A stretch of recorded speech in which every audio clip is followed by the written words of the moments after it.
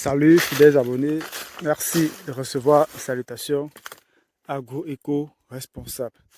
La terre ne trompe pas, c'est vrai, on ne touche pas avec elle. Rien fait de plus de vous servir dans cette énième vidéo chez Agripreneur où on va parler en fait de comment disposer euh, pour associer la banane plantain avec la banane douce dans une parcelle agricole. Alors chez Agripreneur, généralement, beaucoup sont ceux qui veulent mettre en association des cultures ou bien disposer des cultures dans les parcelles, mais ils ne prennent pas encore certains paramètres.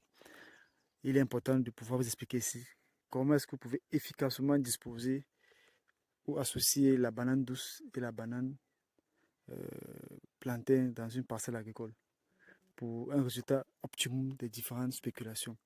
Vous allez voir ici qu'ici, il y a la banane douce qui est là.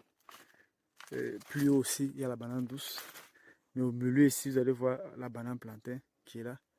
Et ce plein aussi qui est là debout.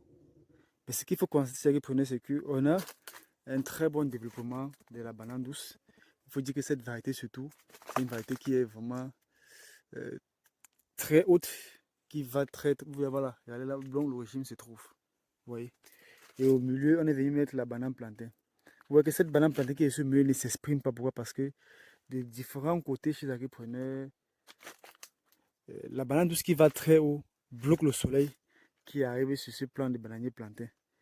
Et ces plants qui se trouvent sur le milieu ne peuvent pas très bien s'épanouir parce qu'ils ne font pas très bien la photosynthèse. Ils ont un manque de lumière. Par conséquent, eux, ce qu'ils vont faire, c'est quoi? Ils vont être étiolés. Ça veut dire qu'ils vont chercher aussi à monter comme cette variété de banane douce pour chercher la lumière. Et par conséquent, le rendement ne sera pas au rendez-vous, le cycle sera plus long.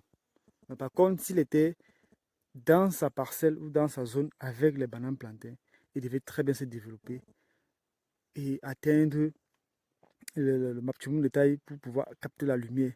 Donc, si vous voulez disposer, vous voulez mettre en place un champ de plantain associé à la banane douce, il faut faire des parcelles à part de bananes douces et les parcelles à part de bananes plantées. Parce que lorsque vous voulez mélanger, la banane douce se déploie plus rapidement et plus haut que la banane plantée. Et par conséquent, ça va influencer en termes de disponibilité du soleil sur la banane plantée. Ce qui fait que le cycle sera non seulement prolongé, et le rendement ne sera pas au rendez-vous chez l'agriculteur. Alors, voilà ce qu'il faut faire si vous voulez mettre les deux cultures sur le même parcelle ou si vous voulez les disposer pour avoir un résultat efficace et optimum. Vous devez séparer chacun sur son bloc, chaque spéculation sur son bloc, sur sa zone pour avoir le meilleur résultat.